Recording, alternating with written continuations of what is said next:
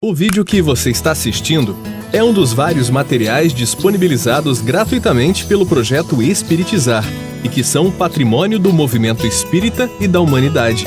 Na descrição do vídeo, você encontra a indicação de outros materiais relacionados a este assunto. Você pode aprofundar seus estudos e colaborar com a manutenção deste projeto iluminativo, adquirindo os livros, DVDs e MP3 do projeto Espiritizar em www.livrariaespiritizar.com.br. Encontre mais materiais como este e fique por dentro da agenda de palestras e seminários transmitidos ao vivo em www.espiritizar.org.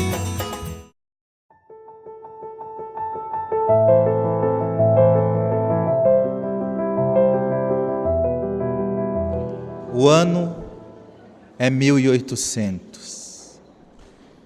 A região é de Aveyron, na parte sul-central da França. É lá que, naquele contexto social recém-borbulhando o fim da Revolução Francesa, um fenômeno extraordinário abriria campo para os estudos do desenvolvimento humano, notadamente o do desenvolvimento da infância. É justo entendermos que a palavra infância, entendida como hoje, é relativamente recente. A infância foi começando a dar o seu aspecto de compreensão enquanto um período que vai relativamente do 0 aos 10, 11 anos de idade, dentro da teoria do desenvolvimento humano, e depois categorizado a adolescência, iniciando dos 11, alguns dizem 12, até os 20, 21 anos de idade. Algumas teorias assim o consideram. A cidade, e melhor dizendo, a aldeia de Aveyron, receberia naquele momento o episódio do menino Vítor. Ele começou a ser percebido nos arredores da cidade, mas era de um estranho aspecto. Andava como se fosse um animal de 4 patas. Não andava como um dípede, andava como um quadrúpede. Grunhia, praticamente nu, todo sujo, subia nos telhados, gritava, às vezes uivava, e estava sendo visto pelos aldeões comendo raízes, frutos, à beira de riachos. Este menino chamou a atenção dos estudiosos, e notadamente estamos na época em que grandes questionamentos em torno da criatura humana se desdobrava. O ser humano e o que ele conhece é inato ou adquirido? Era novamente o empecilho da razão. Havia aqueles que acreditavam que o ser humano já traz de maneira inata tudo o que se possa imaginar dentro dele. Havia outros que não. Que a criatura humana traz as coisas através do processo adquirido. Era a retomada do pensamento de Platão, reforçado depois por René Descartes, o homem com o seu potencial inato. O outro era a ideia de Aristóteles, a tábula rasa, e que depois foi reforçado pelos empiristas, notadamente John Locke. Essa era a estrutura do pensamento e dos questionamentos dos cientistas e dos pensadores da medicina da época. Foi por isso mesmo que o caso deste menino de Yveron, que inspirou inclusive outros filmes como Menino Lobo, deu a entender novas perspectivas para o estudo do desenvolvimento humano. E coube ao recém-formado médico e também estudioso da chamada medicina da mente, a psiquiatria, o dever de compreender o funcionamento e a história daquele menino que aparentemente, com seus 12 anos de idade, parecia nunca ter tido uma família humana. Por algum motivo, essa criança foi criada na mata e conseguiu sobreviver vivendo como um animal. Então, Jean Gaspar Itard, ou Jean-Marc Gaspar Itard, que era o seu nome inteiro, começou a fazer um estudo e trouxe este menino para a sua própria casa, e conforme os anais, o domesticou. Era fundamental para Gaspar Itard saber até que ponto esse menino conseguiria retomar a civilização. Se ele aprenderia a falar, se ele se comportaria novamente como as crianças da sua idade. E ele mesmo desenvolveu várias estratégias para ajudar o menino selvagem a começar a encontrar a sua própria humanidade. Gaspar Itard desenvolveu um mecanismo de imitação, por exemplo. Ele levantava o braço, o menino levantava o braço. Ele levantava o outro, o menino levantava o outro. Depois ele começou a dar movimentos mais complexos. Ele pegava um objeto, o menino que antes só quebrava os objetos, começou a aprender a pegar os objetos.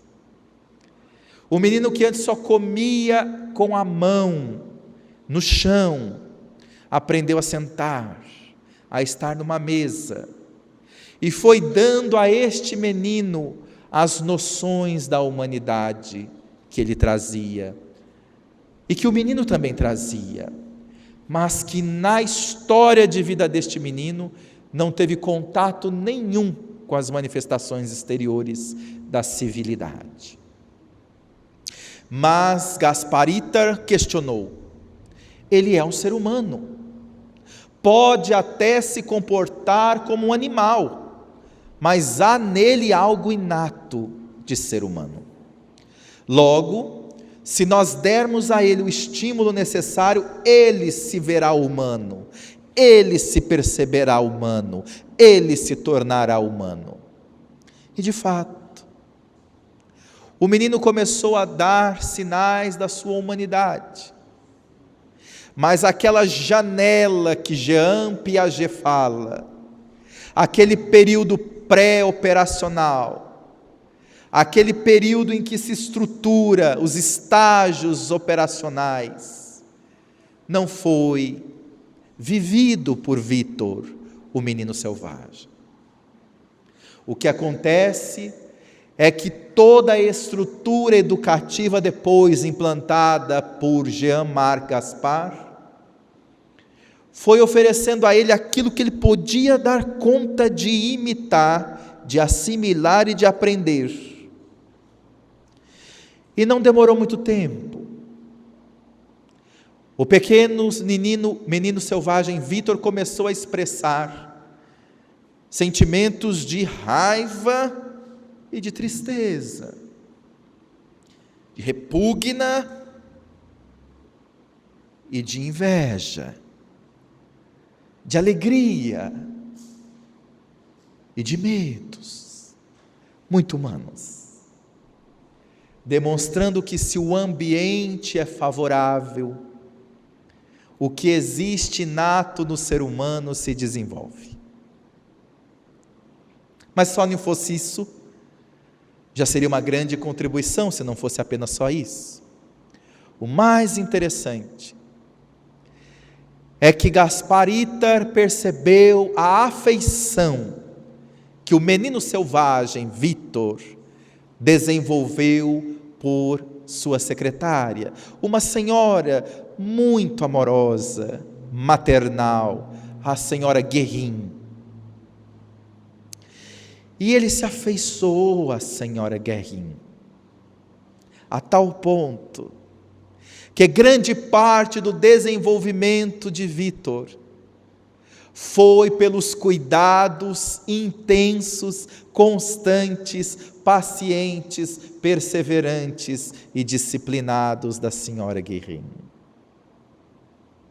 E o que ela tinha? Amor. Ela ofereceu a ele amor. Ele não tinha referência de mãe, não tinha referência de base, mas aquele menino que era há poucos anos um selvagem, viveu até 40 anos, mas não conseguiu desenvolver as minudências da vida social. Para ele, o que importava era o amor da senhora Guérin, os contatos mais íntimos com as pessoas humanas, ou seja, o brincar, o se relacionar, o fazer alguma coisa. O que ele, Vítor, o menino selvagem, praticamente não conseguiu assimilar nada, foi o verniz social. Ele não conseguiu praticamente aprender nada dos costumes sociais mais superficiais. Ele só conseguiu assimilar o que era mais direto aos sentimentos e ao pensamento. Essa história real motivou um estudo aprofundado sobre como é que o desenvolvimento humano realmente se processa. E até que ponto nós somos produtos do meio. E até que ponto nós somos uma energia que trazemos algo antes de nascer. Essa dicotomia o Espiritismo resolveu. Porque a partir do momento em que o Livro dos Espíritos é publicado, e nos é revelado a estrutura de onde viemos, o que trazemos, e as impressões que nós guardamos e depois desenvolvemos ao longo da vida, junta as duas questões que levavam os cientistas a se contradizerem ou também a se divergirem de maneira muito forte. Quando então o Espiritismo explica que trazemos inato as conquistas, mas que também somos influenciados pelo meio em que estamos inseridos, porque o nosso cognitivo ele fica diante da lei do esquecimento, naquele breve apagamento da vida corporal, para nutrir um novo prisma diante da nova reencarnação das experiências, porém não destrói o que nós trazemos, ao contrário, ele pode auxiliar no desenvolvimento do que trazemos, de maneira saudável, ou pode deturpar o que trazemos, considerando nossas tendências ainda equivocadas. Pode agravar, pode agravar. E é nesse sentido que a mensagem nos oferece em sequência a seguinte reflexão: façam como bom jardineiro, que corta os rebentos defeituosos à medida que os vê apontar na árvore. Se deixarem se desenvolvam o egoísmo e o orgulho, não se espantem de serem mais tarde pagos com a ingratidão.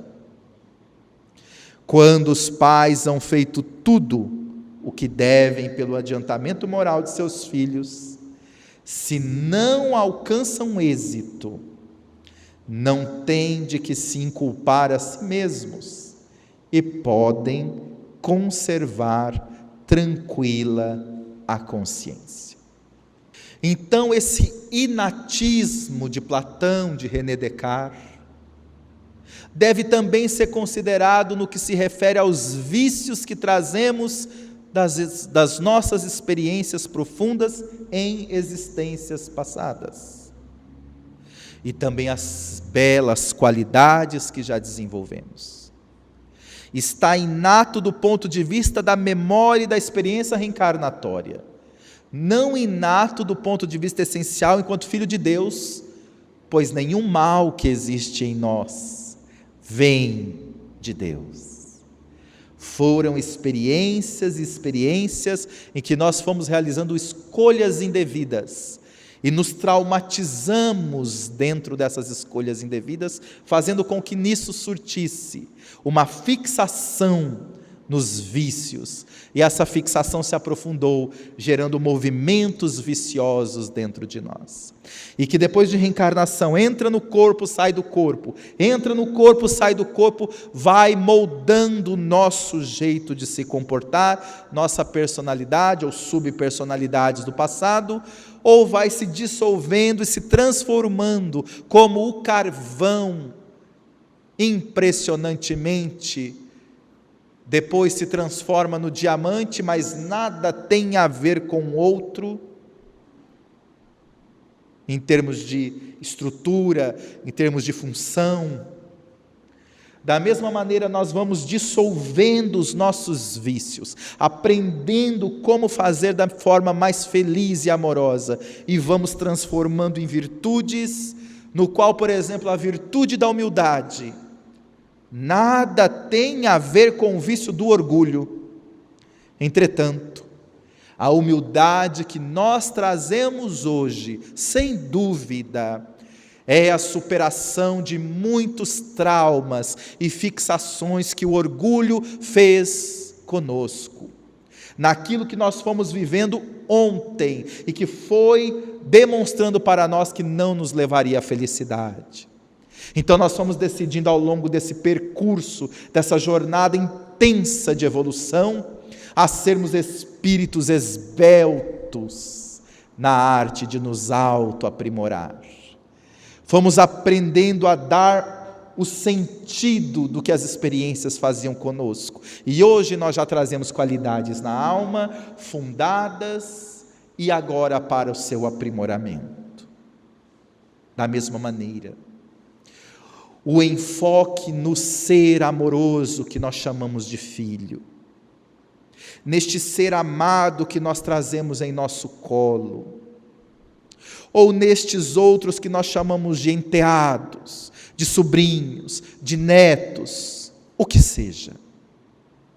Estamos numa experiência reencarnatória temporária.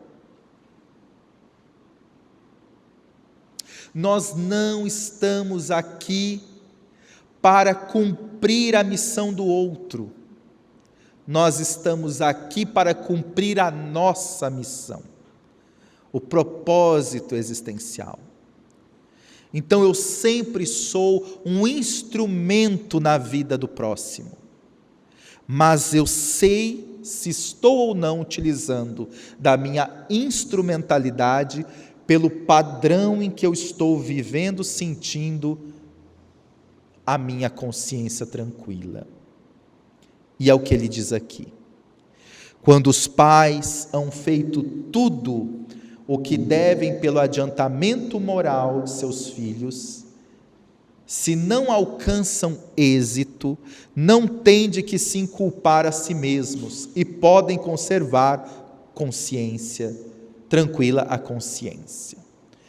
Então, consciência tranquila ou tranquila a consciência é para nós um parâmetro. É um parâmetro. Volvemos agora à nossa mente e apenas respondamos uma pergunta simples: se a sabedoria eterna do Criador me retirar hoje do corpo, hoje, eu estou tranquilo de que meu filho, meu neto, meu enteado se tornará um homem de bem? uma mulher de bem,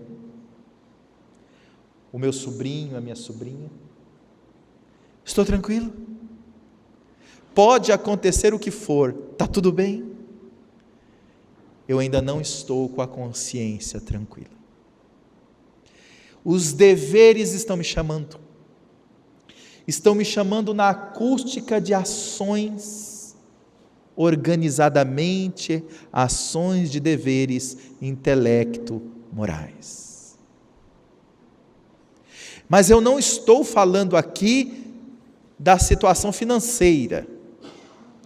Se porventura a providência me tirar hoje do corpo, meus filhos vão ter o que comer amanhã? Vão poder ter um emprego? Não é essa a pergunta.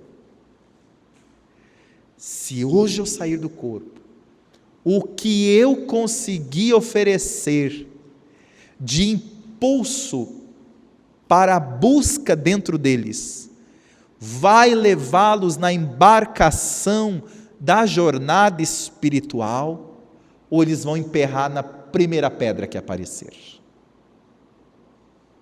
Se porventura na minha intimidade a resposta é, vão emperrar, calma. É uma situação que a consciência está me dizendo que há muito ainda o que fazer. Mas não há como nós fazermos qualquer coisa amanhã. Não há como nós fazermos qualquer coisa ontem. Nós só podemos fazer o que for necessário quando? Hoje. Então, o que eu posso fazer hoje? Eu me disponho profundamente a realizar hoje. E segue a reflexão. A amargura, muito natural, que então lhes advém da improdutividade de seus esforços, Deus reserva grande e imensa consolação, na certeza de que se trata apenas de um retardamento, que concedido lhe será concluir noutra existência a obra agora começada e que um dia o Filho ingrato os recompensará com seu amor. E assim nós vamos ver os casos daqueles filhos que, diante de uma situação em que muitos declinariam a ajuda, ele se conserva daquela maneira incólume, fortalecido, para ajudar o pai alcoólatra, para ajudar a mãe desequilibrada, para ajudar a avó, a família, e que teoricamente eram os pais que deveriam dar a orientação. Olha ali o filho ajudando-os. O que é isso? Porque às vezes, quando o pai não consegue educar o filho, eles não voltam na condição de filho necessariamente na reencarnação, de novo daquele pai. Às vezes é o pai e a mãe que voltam na condição de filho. Antes, o processo agora é outro. É o filho que vai lidar com os pais desafio. Mas esses pais desafio não se tornaram desafio naquela encarnação. O filho muitas vezes, indebitamente, conduziu-os aos vícios. Induziu, melhor dizendo, aos vícios. E eles então, viciados, desencarnaram. E aí o que acontece? Na condição de filhos dele naquela vida. E aí ele volta agora, por exemplo, nessa atual existência, como filho, não como pai, recebendo às vezes as experiências daquelas duas criaturas que foram mal conduzidas na condição de filho na existência anterior. Então nós estamos vendo ali quando o filho é aquele filho generoso, fiel, compreensivo. É muitas vezes o pai arrependido, a mãe arrependida do passado, pedindo uma forma de reparar, passando pelos dramas de uma má educação, mas que na índole ele sabe, o espírito, que ele tem corresponsabilidade por isso. Da mesma maneira, a providência divina vai oferecer logo depois, por exemplo, numa reencarnação como essa, oferece uma outra reencarnação, seja em tempo breve, seja em tempo longo, isso ninguém pode medir. Que aquele filho agora possa talvez retornar de novo como pai. Então, num processo que nós não temos nem ideia exata, mas podemos, e o Espiritismo nos oferece as várias portas das possibilidades, que é muito profundo isso, sabermos das portas das possibilidades pelo conhecimento espírita, que estamos ali logo mais, em termos de, obviamente, comparação diante do infinito, logo mais estamos de novo com a oportunidade da reparação. Agora, estudaremos a instrução do Espírito Lázaro sobre o dever e o Evangelho segundo o Espiritismo, capítulo 17, item 7. O dever é a obrigação moral da criatura para consigo mesma, primeiro e em seguida para com os outros. Assim começa o Espírito Lázaro. O dever é a obrigação da criatura para consigo mesma, primeiro, e em seguida para com os outros. O dever é a lei da vida. Com ele deparamos nas mais ínfimas particularidades, como nos atos mais elevados. Quero aqui falar apenas do dever moral, e não do dever que as profissões impõem. O dever é uma virtude. Aqui é chamado de obrigação moral. Então nós somos obrigados a cumprir o dever. Não existe virtude por obrigação. Por que ele diz aqui obrigação moral? Se não é obrigação. Se nós não somos obrigados, por que ele diz que o dever é uma obrigação moral? Isso, existe a lei do dever, mas aqui ele diz que ele é uma obrigação moral. Isso, é entendido como uma responsabilidade moral, porque ele é uma condição para alcançar um estado de moral elevada, também é uma condição. Sem o cumprimento do dever, não tem como nós nos conectarmos, por exemplo, com a lei do progresso. Não é? Mas aqui a ideia da obrigação deve ser ressignificada no pensamento que traz mesmo, mas é que a palavra é estruturada dentro de um texto de uma época, de um contexto. Então, às vezes, a ideia de obrigação, que hoje é ressignificada como responsabilidade, como dever mesmo, entendido na sua essência. O dever é uma obrigação moral. Por quê? Porque diante de uma situação, nós estamos num dilema, e nós analisamos aquela questão com base na lei de justiça, amor e caridade. Ela não é uma obrigação, mas ela é uma intensa responsabilidade, porque diante daquilo que deve ser feito, a consciência do espírito tem noção que deve ser feito.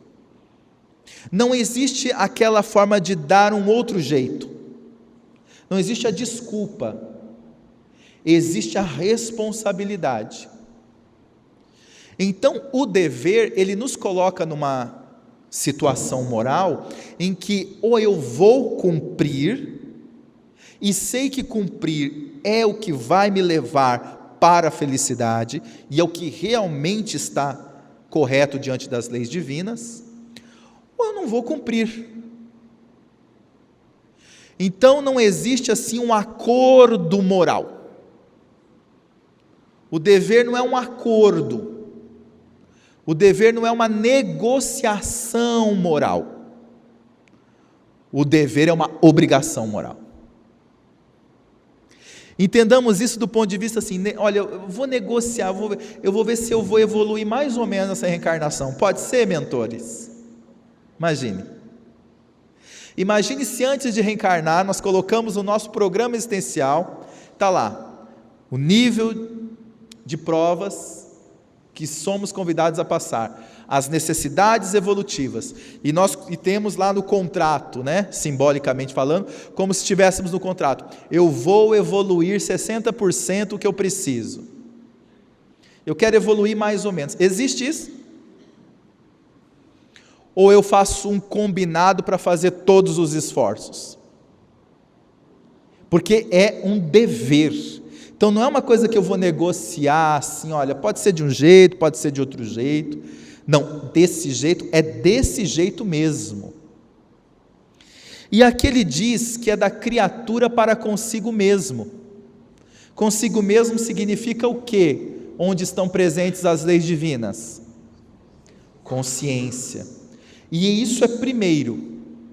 Então veja, da mesma forma como não existe meio alvorecer, não existe meio crepúsculo, da mesma forma como o rio não corre, metade da água fica parada no meio do rio, ou flui ou não flui, existem questões morais no ser humano que são determinantes, e na consciência o dever é ou não é.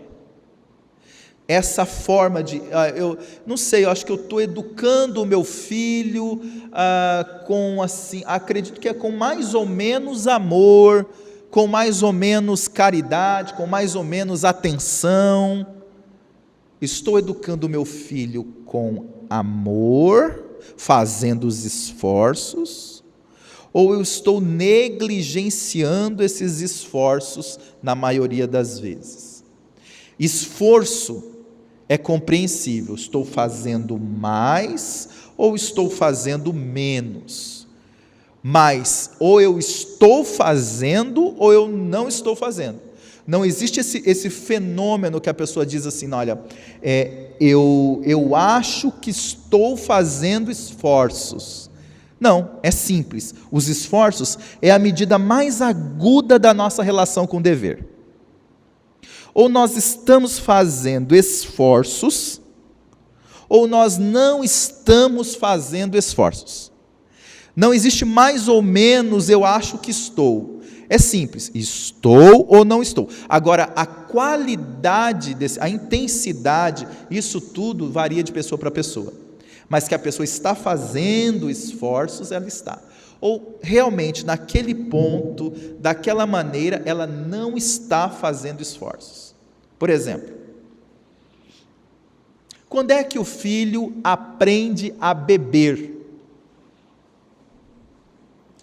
Com pais que bebem cerveja, por exemplo. Ele aprende a beber com os pais que bebem cerveja quando ele completa 18 anos, é isso? Não. Ele aprende com os pais quando, por exemplo, ele está vendo os pais ali na mesa beberem a cerveja.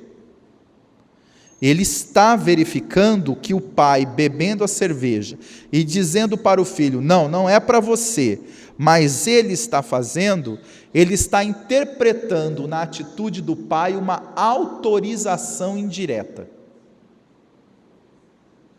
Então, nesse ponto, se o pai falar, não, estou fazendo esforços para que o meu filho não beba cerveja, porque toda vez que ele chega na mesa eu falo, não pode. Toda vez que ele se aproxima eu falo, não é para você, não é para a sua idade. E o pai ou a mãe pensa assim, não, estou fazendo esforços para o meu filho não beber, eu sempre disse que ele não podia beber. Eu sempre disse que ele não podia beber. Mas ao mesmo tempo eu sempre disse o que para ele?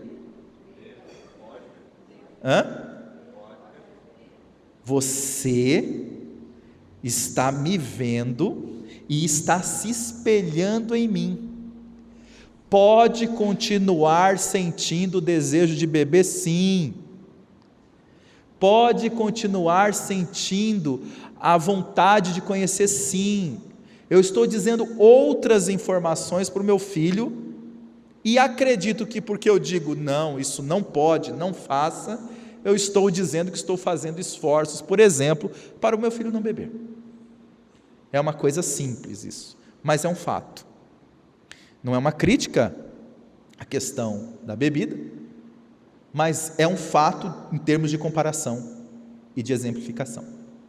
A mesma coisa mentira, não é? Liga para casa.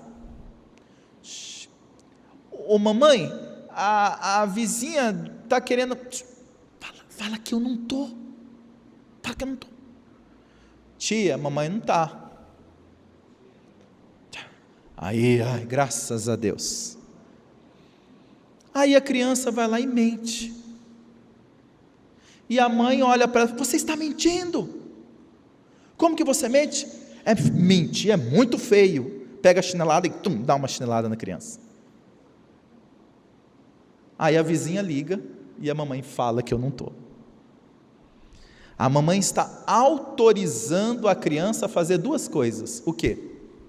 A mamãe está autorizando emocionalmente a criança a mentir, porque ela está mentindo, e a mamãe está autorizando a criança emocionalmente a ensinar a mentir. Por quê? Porque ela está fazendo e está dizendo para a criança fazer. Ela pediu para a criança dizer para a vizinha que ela não estava. Então ela autorizou emocionalmente, mas cognitivamente ela, entre aspas, desautoriza a criança. Essa autoridade não tem autoridade nenhuma. Essa é apenas uma autoridade superficial. A autoridade que funciona é a autoridade da crença, que é essa segunda, que a criança vê o que se faz. Essa é a autoridade funcional. A outra é uma autoridade superficial. O dever é lei da vida. Com ele deparamos nas mais ínfimas particularidades, como nos atos mais elevados. Quero aqui falar apenas do dever moral e não do dever que as profissões impõem. Na ordem dos sentimentos, o dever é muito difícil de cumprir-se, por se achar em antagonismo com as atrações do interesse do coração. Não tem testemunhas às suas vitórias e não estão sujeitas à repressão suas derrotas. O dever íntimo do homem fica entregue ao seu livre arbítrio. Por que a fala que o dever é muito difícil de cumprir-se? Por se achar em antagonismo com as atrações do interesse e do coração. Coração não é sentimento?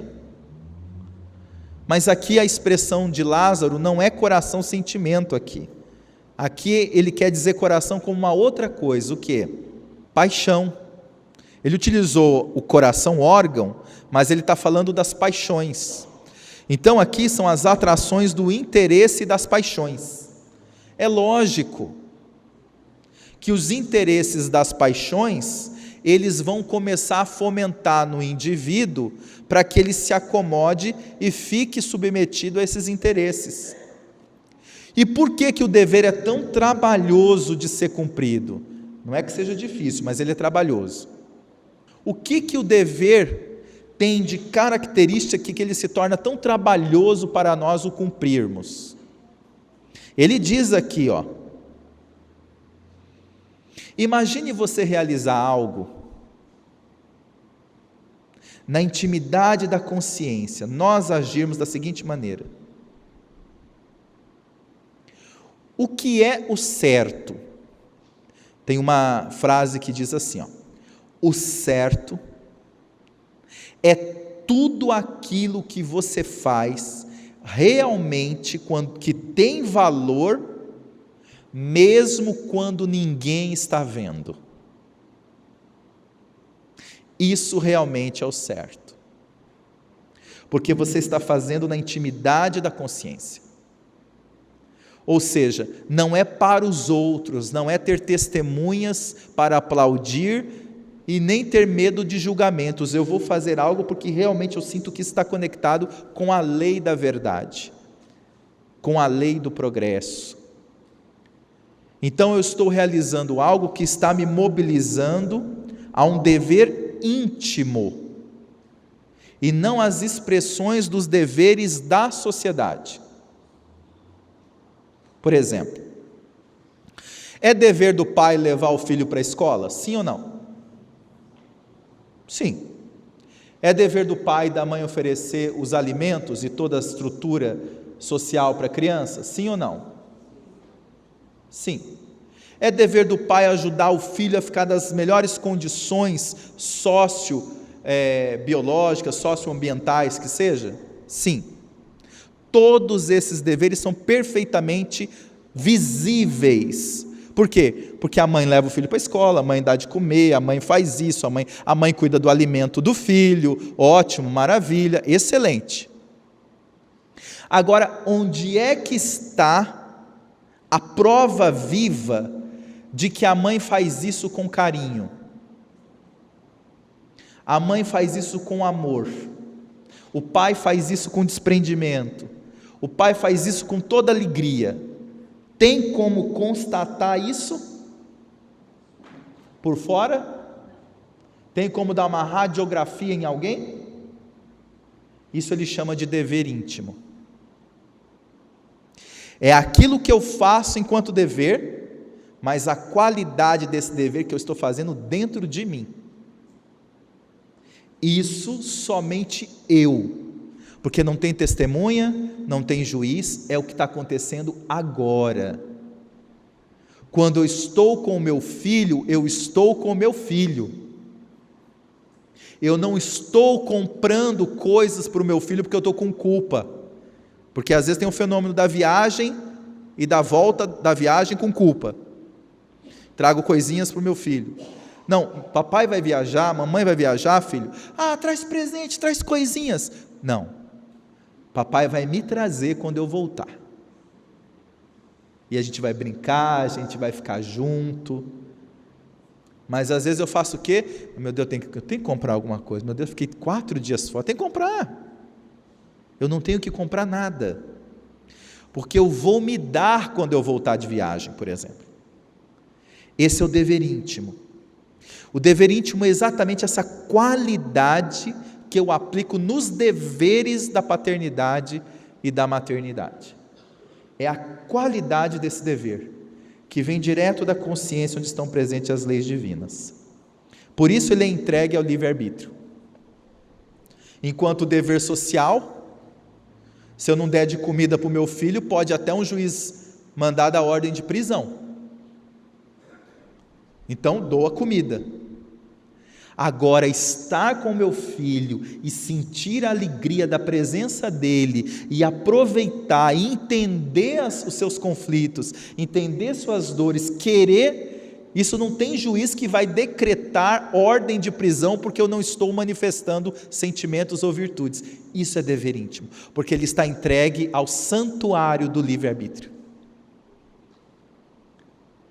Então, estar junto com os nossos filhos não é a mesma coisa que conviver. Qual a diferença entre conviver e estar junto? Estar junto é eu estar assim, bom dia filho, bom dia pai, vamos para a escola, entra. Fez tarefa filho? Fez? Ok. Vai para o quarto, vai estudar. Chega à noite, e aí filho? E aí, tudo bem? Já fez tarefa? Já terminou? Ok, vai dormir. Ok? Ok, estou junto. E a minha vida vira uma roda. E eu vou fazendo só um elo de cobranças. Eu quero um filho que funcione. Estou muito preocupado se meu filho está feliz ou não. Quero um filho que funcione. Isso é todo um movimento focado no exterior. Agora o dever íntimo. E aí, meu filho? Vamos conversar? Me conta sobre você. O que você está sentindo? Estou te percebendo assim.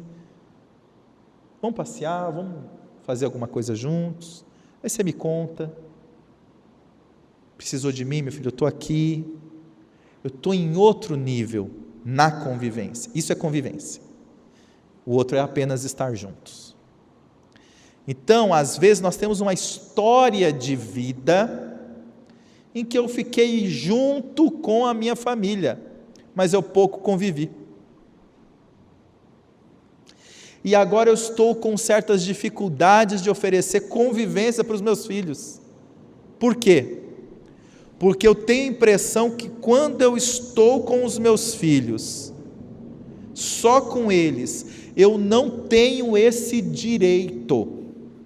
Aí eu entro na ideia de ter ou não ter direito de ser feliz ali naquele momento. Porque eu não tive uma história também que me auxiliou a desfrutar dos momentos felizes. Eu tive uma história que me colocou para ser pessoa função, e não para desfrutar dos momentos intensos do coração. Só que agora eu quero desfrutar dos momentos intensos do coração com as pessoas que estão ao meu redor. Principalmente isso começa lá na relação conjugal. O Alírio deu um seminário sobre relação conjugal. Isso começa lá na relação conjugal. Naquele momento do enamoramento é uma coisa, quando entra na relação conjugal, é uma coisa do que você está fazendo, pagou conta, não pagou conta, já fez, não sei o que, E a coisa vai indo, vai ficando mecânica. E isso transfere-se para os filhos. O processo mecânico começou antes e acaba transferindo na relação com os filhos. E aí eu deixo de cumprir um dever íntimo, que é fundamental para a felicidade enquanto missão, paternidade e maternidade.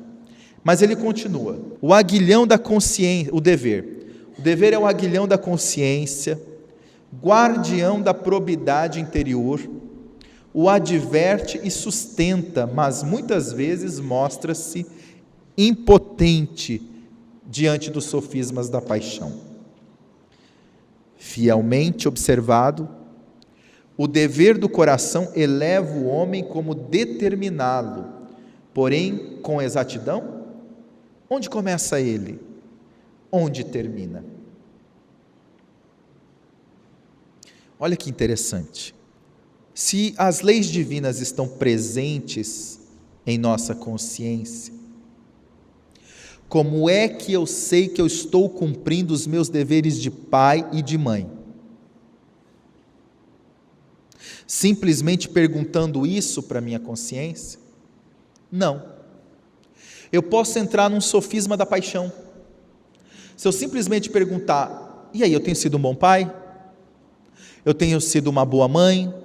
Eu fui uma boa mãe com esse meu filho? Eu tenho sido um bom avô, uma boa tia, um bom irmão? O que eu tenho feito? O sofisma da paixão pode criar um processo de autonegação. E eu falo para mim mesmo, não, fui ótimo, deu tudo certo.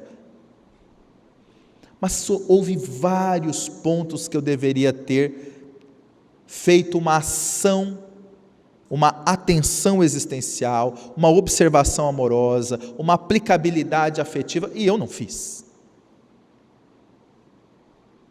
Então, como saber se realmente eu estou cumprindo o meu dever, ou se eu não estou cumprindo o meu dever? Tem um jeito de saber, mas vamos deixar para o seminário que vem, né? Segundo semestre.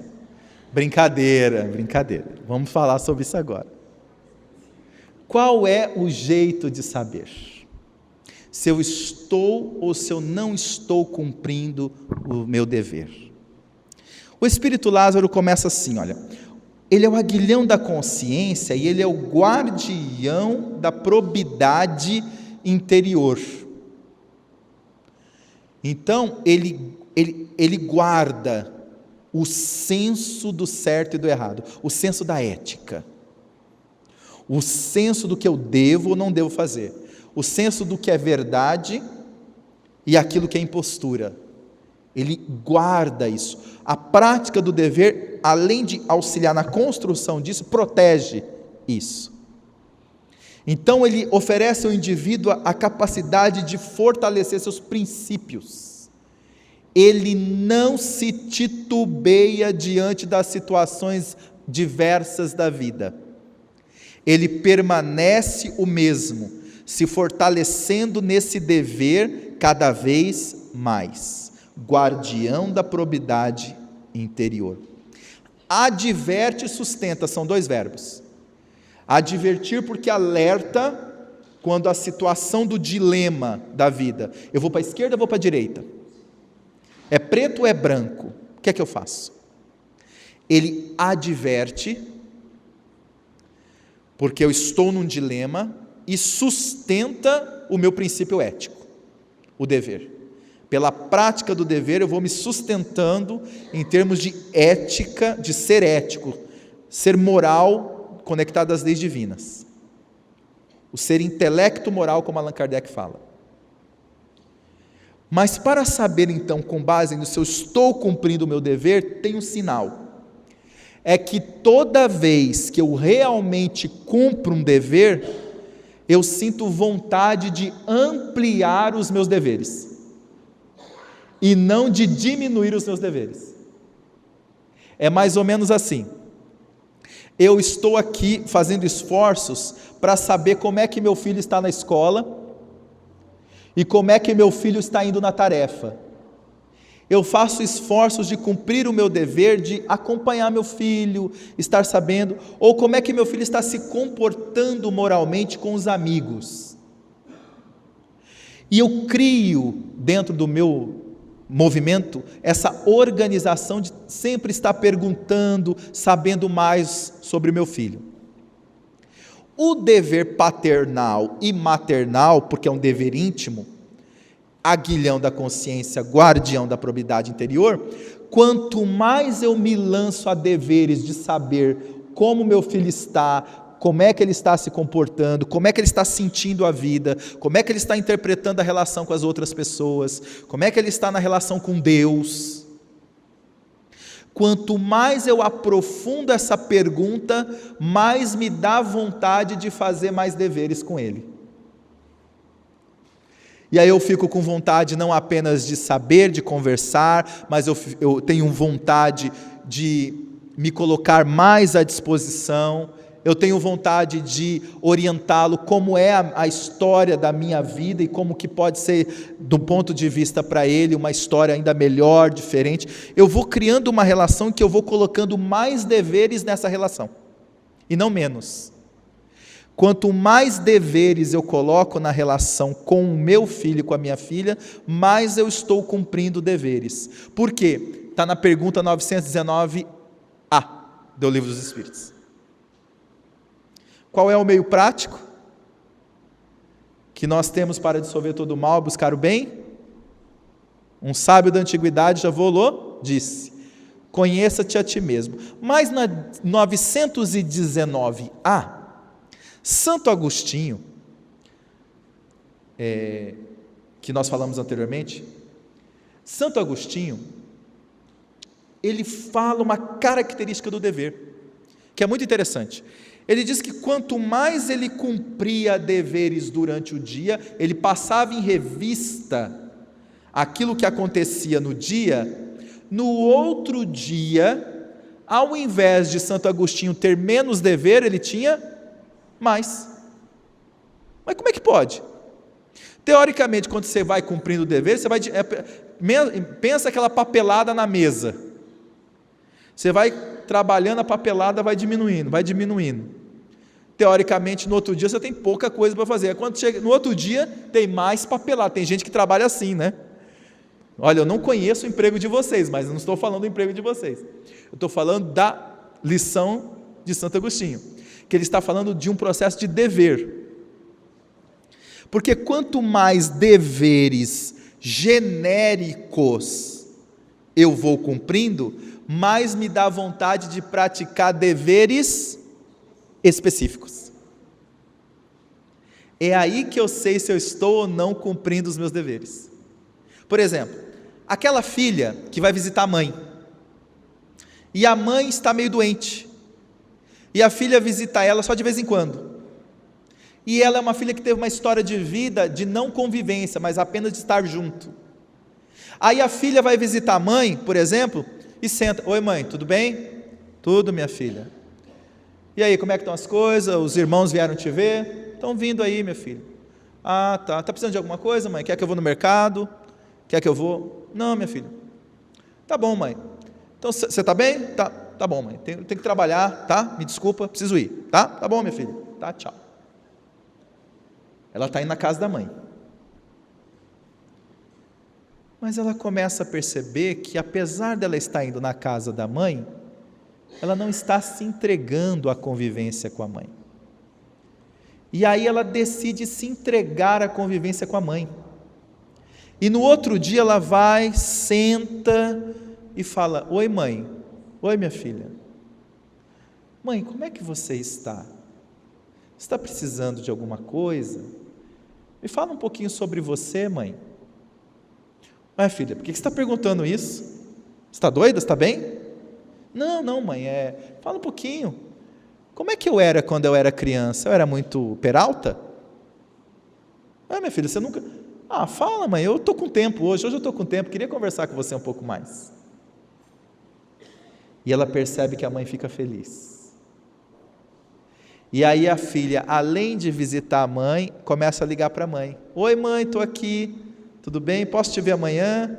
Mãe, vamos passear? Você está tão aqui em casa, ninguém te leva, vamos sair um pouquinho? Vamos, minha filha. Nossa, fazia tanto tempo que ninguém me convidava para passear. Pois é, mãe, vamos. Exatamente como aquela música do Chico Buarque, que fala da história do marido com a esposa, que fazia tempo que ele não chamava ela para passear. Então a música do Chico Buarque fala assim: um dia ele chegou tão diferente do seu jeito de sempre chegar, olhou-a de um jeito muito mais quente do que sempre costumava olhar, e não maldisse a vida tanto quanto era seu jeito de sempre falar, e nem deixou-a só num canto, para seu grande espanto convidou-a para rodar. E aí vai falando que ela ficou tão feliz que ela pegou aquele vestido amarrotado, cheirando aguardado de tanto esperar. E aí os dois deram uns braços, foram para a praça, e o mundo compreendeu, e um dia amanheceu em paz. Veja, conviver é a arte de atender o outro, quando o outro nem espera por isso.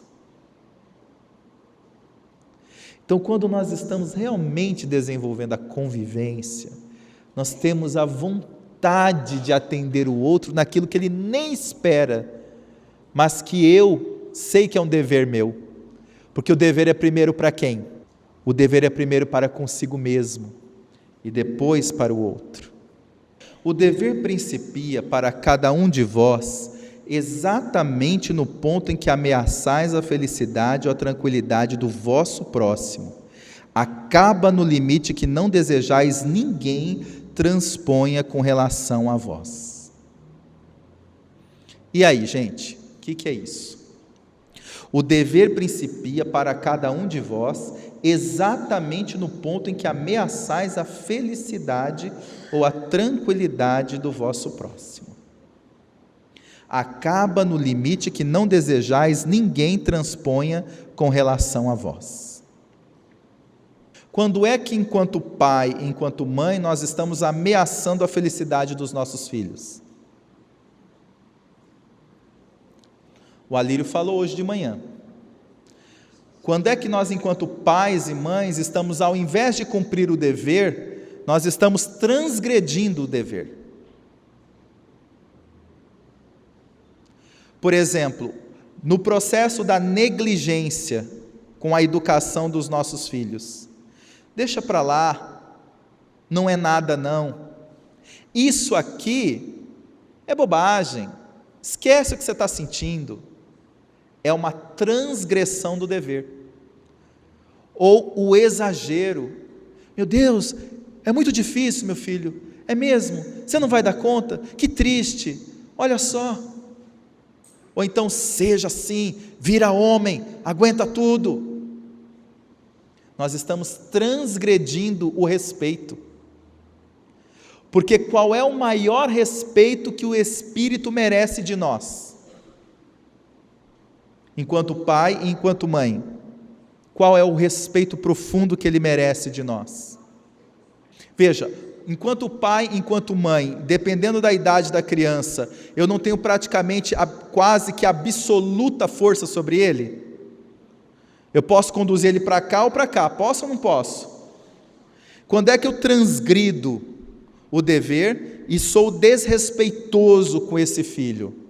Quando simplesmente eu falo, filho, você tem que devolver a ofensa, ou filho, esquece isso, não foi nada com você. É só nesse ponto que eu estou falando, ou eu estou falando uma questão do respeito profundo? Quando é que eu começo a ser desrespeitoso com o meu filho? Considerando que a paternidade é uma missão.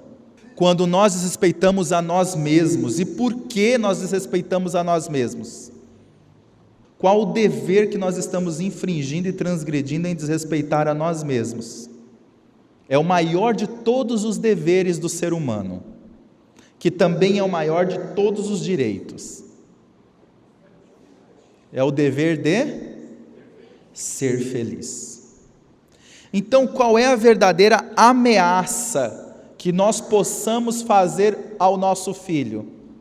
É a ameaça de, em todas as oportunidades que nós temos ou nós tínhamos, de conduzi-lo ao maior dever do espírito imortal, que é a felicidade, nós boicotamos essa oportunidade do nosso filho.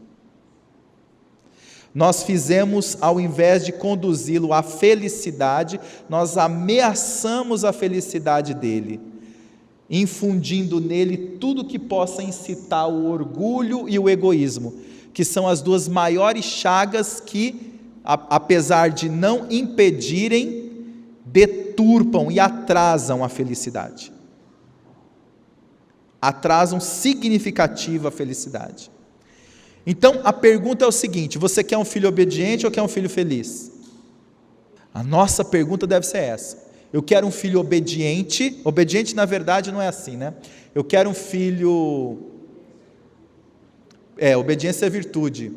Eu quero um filho adestrado, achei a palavra. Eu quero um filho adestrado ou um filho feliz? Não é? Se eu quero um filho adestrado, pode ter certeza, eu vou falar A, ele vai sentar. Eu vou falar B, ele vai levantar. Eu vou falar C, ele vai embora. Eu vou falar D, ele vai voltar. Está adestrado. Mas não significa que ele está feliz. Então, quando eu não respeito o dever do meu filho ser feliz, fazendo os esforços que eu posso, eu estou ameaçando a felicidade dele. Deus criou todos os homens iguais para a dor, pequenos ou grandes, ignorantes ou instruídos, sofrem todos pelas mesmas causas, a fim de que cada um julgue em sã consciência o mal que pode fazer. Com relação ao bem, infinitamente vário nas suas expressões, não é o mesmo critério. Então aqui nós temos um parâmetro, inclusive falado pela mensagem inicial do Honório hoje de manhã, comentado pelo nosso Alírio, sobre a questão da dor.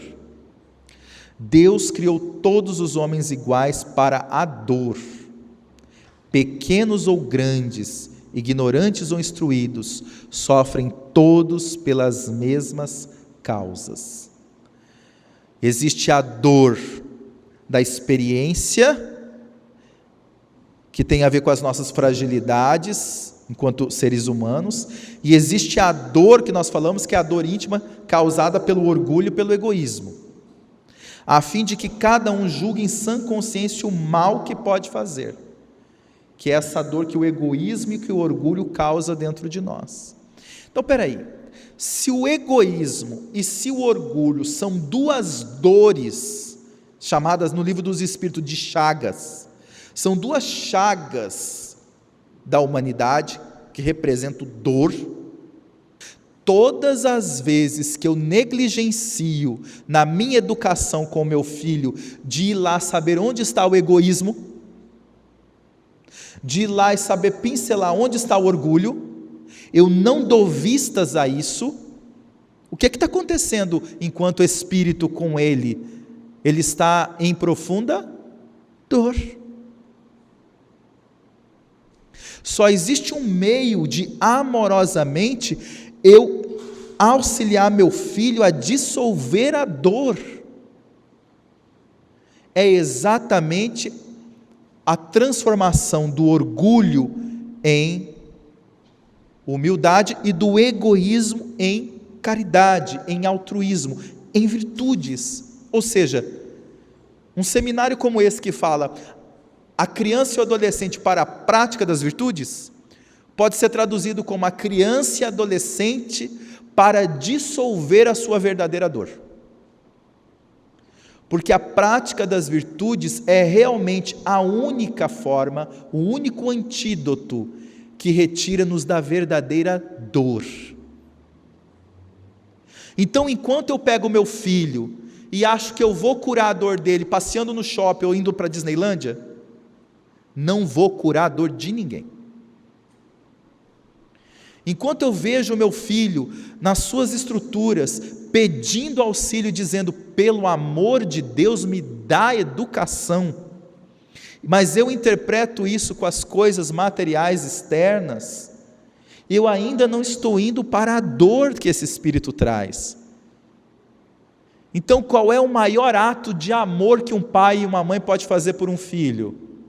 Com base em compreendemos que a maior dor do espírito imortal é o orgulho e é o egoísmo.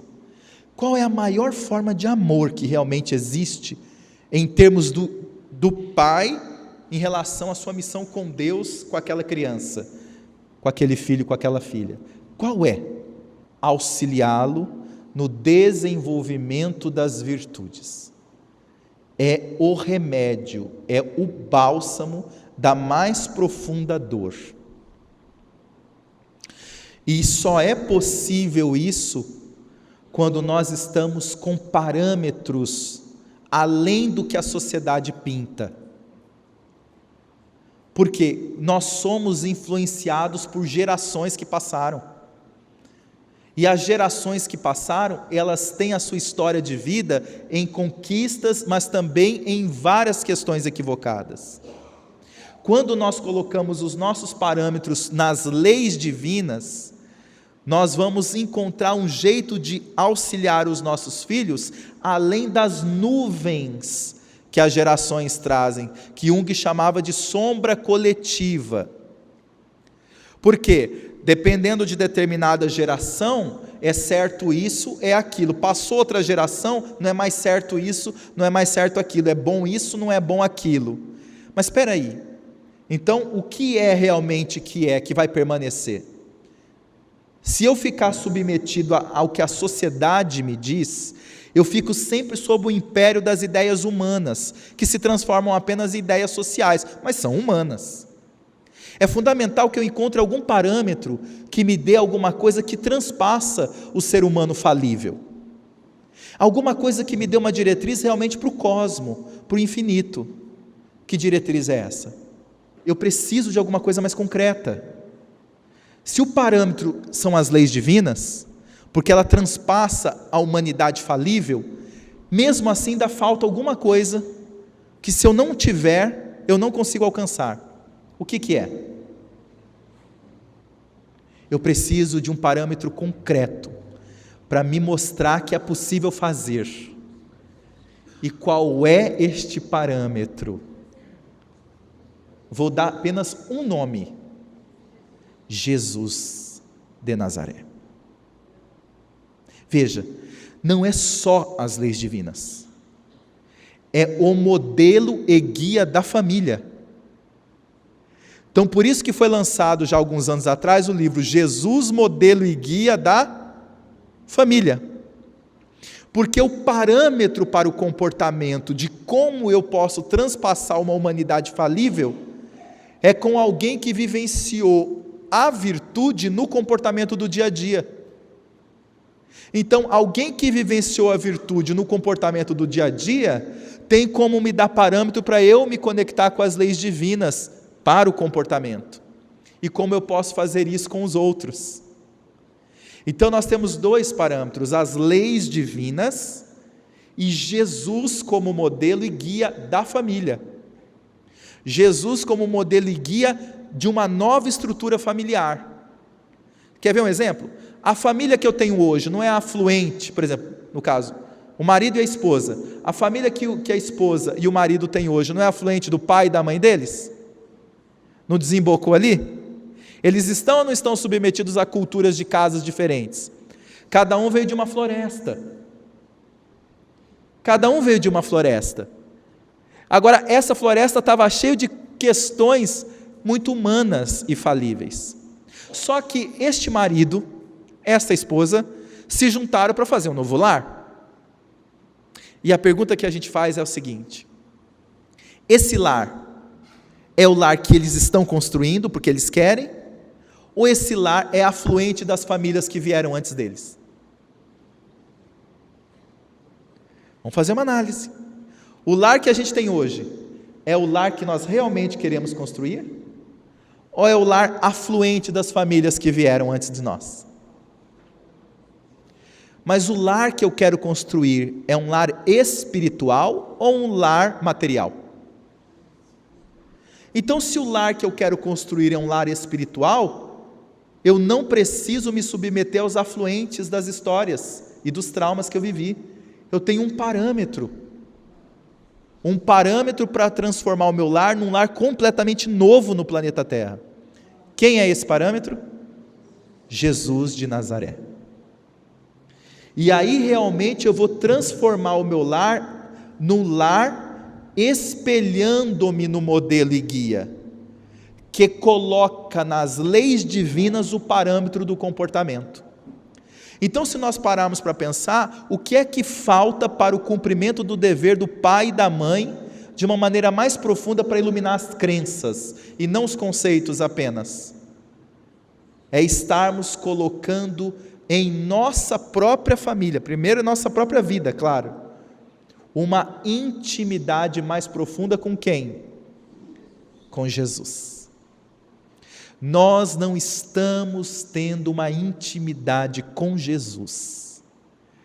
Nós ainda trazemos Jesus conceito. E Jesus não é conceito. Jesus é virtude concreta. Veio, falou, mas fez tudo o que falou. É virtude, é parâmetro concreto. Então eu vou agradecer os afluentes, eu agradeço a história de vida que eu tive, agradeço meus pais, meus avós, agradeço o que eles puderam fazer, mas agora eu vou fazer do jeito que eu sinto que Jesus me convida a fazer. Eu vou reconstruir a minha história de vida, porque eu não sou a minha história de vida, eu sou muito mais do que ela. Eu vou oferecer-me como um instrumento do Mestre, aquele que abandonar pai, mãe, irmão e me seguir, esse sim é meu discípulo. Do que ele está falando? Pegar o pai e jogar para lá? Pegar a mãe e jogar para lá? Ele está falando desses afluentes, ele está falando dessas crenças que estão dentro de nós, desses parâmetros que estão dentro de nós, e que nós somos convidados a ir além desses parâmetros, dando-nos a oportunidade de reconstruir o lar como a gente quer. E para que serve o Evangelho no lar, então? Dentro dessa ótica, o que significa o Evangelho no lar a partir disso? Se um telefonema eu falo com a minha mãe, o que é o Evangelho no lar? Eu estou chamando ele, o modelo e guia para conversar com os meus filhos, no Evangelho no lar. O parâmetro é ele. O que são as reuniões harmoniosas que a Lírio falou no seminário passado? É para que nós façamos o parâmetro com quem? Com quem é o mestre das virtudes. Quem é o mestre das virtudes? É Jesus. Aí eu faço uma pergunta: fazendo isso e internalizando isso no coração, nós vamos nos sentir na família espiritual de quem? De Jesus. Veja, por que nós temos dificuldade de nos sentir na família espiritual do Mestre? Porque nós não estamos criando espaço de convivência com o Mestre. Os nossos espaços de convivência estão fora, estão para os outros, estão com outras coisas. Mas o espaço de convivência do Mestre é uma decisão nossa, é dever, aguilhão da consciência, guardião da probidade interior. É dever. Só vai acontecer nesse prisma. A igualdade em face da dor é uma sublime providência de Deus, que quer que todos os seus filhos instruídos pela experiência comum não pratiquem o mal, alegando ignorância de seus efeitos. Então a belíssima consequência chamada dor é uma bênção que Deus envia aos seus eleitos, conforme o capítulo paciência do Evangelho segundo o Espiritismo. Nesta mensagem, a paciência, o Espírito amigo diz assim, a dor, começa assim, a dor é uma bênção que Deus envia aos seus eleitos. Mas nós não somos adeptos da dor. Como assim? É porque a experiência da dor nos auxilia a baixar a fronte do orgulho, quando é bem compreendida. Nos auxilia a baixar a fronte do egoísmo, a cabeça, a petulância. As questões da vida são muito maiores e nos ensina a humildar. Então a dor auxilia-nos, como diz aqui, instruídos pela experiência comum, não pratiquem o mal, alegando ignorância de seus efeitos. Então, quando o pai e a mãe faz aquela observação amorosa, observam até onde o filho está indo, aplica-lhe afetivamente com conversas, com diálogos, com interiorização. O que acontece? Dando essa atenção existencial, vai lá no foco da dor e auxilia o espírito a dissolver a dor antes de criar raízes profundas. E aí essa dor, ela é uma dor já compreendida desde a infância. Porque é um fenômeno de estarmos encarnados, passarmos por dores. Não tem como a gente evitar. Mas a compreensão da dor, o acolhimento dessa dor é instruído. É pela educação adquirida. Olha que interessante, René Descartes, inato. Sentir dor é inato. Como criatura humana, René Descartes e Platão falaria, é inato sentir dor, não tem como escapar da dor. Verdade, não tem como. Mas John Locke, Santo Agostinho e Aristóteles fala do conhecimento adquirido. E, por exemplo, nesse sentido, realmente, apesar da dor ser inata, lidar com a dor de maneira amorosa pode ser compreendida desde a infância. Desde os primeiros raios da infância. Ter um perfil psicoterapêutico desde criança. Essa coisa de viver com muito psicólogo ao redor é uma coisa, viu gente? É impressionante. É Alírio para cá, Lacordaire para lá, não sei quem para lá. E meus filhos de vez em quando convivem com esse povo, esses psicólogos. Pois é.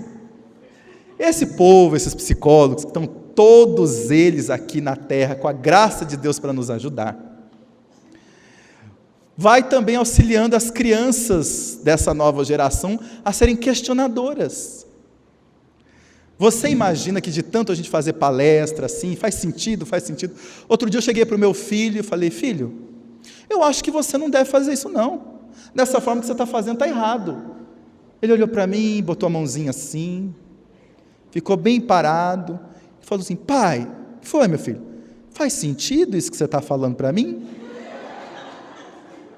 Falei, meu Deus do céu, com tanta inteligência tem que usar contra o papai, olha só. Não, ele ficou esperando a resposta.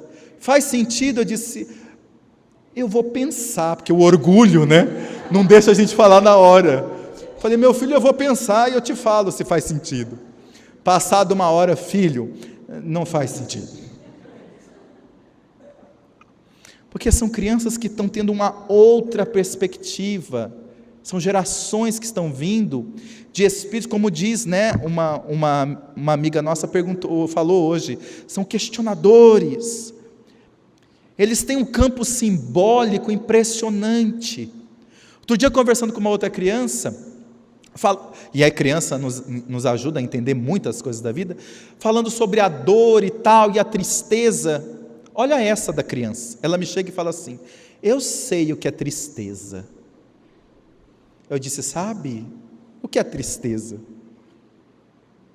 Eu achando que a criança ia falar qualquer coisa relativamente infantil, não é?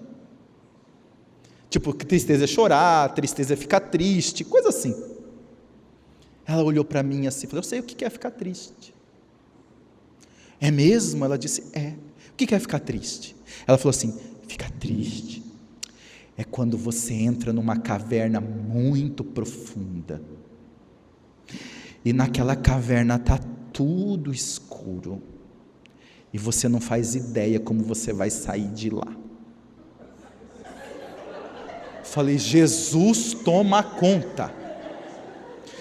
Eu não quero nem perguntar quem é que criou o universo para essa criatura, porque vai que ela lança uma tese que eu nunca ouvi falar. Então, a capacidade simbólica das crianças, dessa geração, é impressionante. Então, nós estamos sendo convidados a entrar num prisma de diálogo, num prisma de relação, que não é mais aquele prisma da criatura que está buscando fazer coisas na vida. Estes espíritos estão renascendo com o objetivo de saber o que nós vamos produzir no ser delas, no cerne do ser.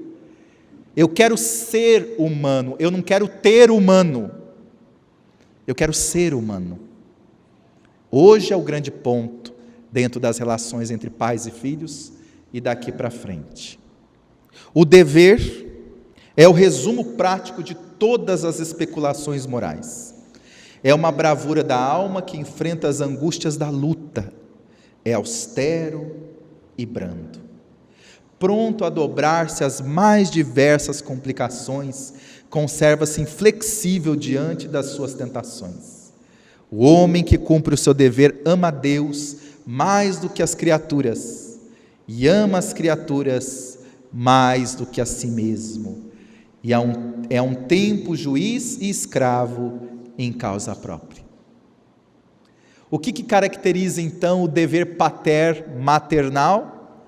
Eu não estou cuidando dos meus interesses pessoais, eu estou cuidando de um interesse divino, simples, porém profundo. Missão porque é de uma profundidade lidar com o espírito, que vai ser mais cedo ou mais tarde um espírito crístico, mas que agora está aqui junto comigo, em laços indeléveis, indestrutíveis, mas está aqui comigo agora. Então o dever nesse sentido, ele ama a Deus mais do que as criaturas, porque eu amo as leis divinas presentes na minha consciência, e me ama enquanto criatura, e ama as criaturas mais do que a si mesmo. A si mesmo aqui não é o alto amor que ele está dizendo, ele está dizendo aquela outra forma chamada de amor próprio, que às vezes é confundida como o egoísmo. Então eu amo primeiro as criaturas, mais do que os meus interesses pessoais. O que é de meu interesse pessoal egóico não me preenche, mas o que é de ordem divina me faz todo sentido. O dever é o mais belo laurel da razão, descende desta como de sua mãe e o filho, de sua mãe o filho. O homem tem de amar o dever, não porque preserve de males da vida, males aos quais a humanidade não pode subtrair-se, mas porque confere à alma o vigor necessário ao seu desenvolvimento. Então ele chama de belo laurel da razão, ou seja, o dever sempre vai nos colocar numa dimensão em que nós estamos certos. Tem uma questão interessante na criatura humana. A criatura humana gostaria sempre de estar certa, não gostaria? Não é um desejo nosso? Sempre está certo? Quando a gente tem uma opinião, a gente não acha que a gente está certo? Quando a gente não tem uma visão sobre alguém, a gente não acha que a gente está certo? Tem um jeito da gente sempre estar certo. Não significa que a gente não vai se equivocar, mas tem um jeito de nós sempre buscarmos estar certo. Qual é? O laurel da razão, ele chama aqui. Tem um jeito de nós sempre estarmos com a razão, cumprindo os nossos? Se nós estivermos cumprindo o nosso dever, nós sempre vamos estar com a razão. Então a questão é, para que eu sempre realmente esteja com a razão, não é uma questão de opinião. Estar com a razão não é opinião. Estar com a razão é um estado de conexão com as leis divinas. Eu sei que eu estou com a verdadeira razão, não é porque alguém diz que eu estou certo, ou alguém diz que eu estou errado. Eu sei que eu estou verdadeiramente com a razão quando eu cumpro os meus deveres. É aí que verdadeiramente eu posso firmar o meu pé no chão com toda segurança, enraizar-me com toda segurança no colo de Deus e falar para mim mesmo, eu estou plenamente com a razão neste sentido, neste caso, neste assunto, neste ponto. Só o dever me dá autoridade para realmente estar com a plena razão de tudo. Porque ele confere à alma o vigor necessário ao seu desenvolvimento. Quanto mais eu cumpro os deveres, mais eu fico vigoroso. Então eu estou tranquilo. Igual aquela historieta do guerreiro que apontou a espada no pescoço do sábio e falou para o sábio, eu vou te matar. E o sábio, qual o problema? E o guerreiro espantou e falou, você não sabe quem sou eu? E o sábio olhou para ele e falou assim, não, quem é você? Eu sou aquele que pode te tirar a vida em 1 minuto. E o sábio olhou para ele e falou, sabe quem sou eu? E o guerreiro espantou e falou, não, quem é você? Eu sou aquele que pode perder a vida em 1 minuto. Então, tudo bem. Então, quando eu estou tranquilo comigo mesmo, não importa quem você diga quem é você. Aliás, tem uma dica, viu, pessoal?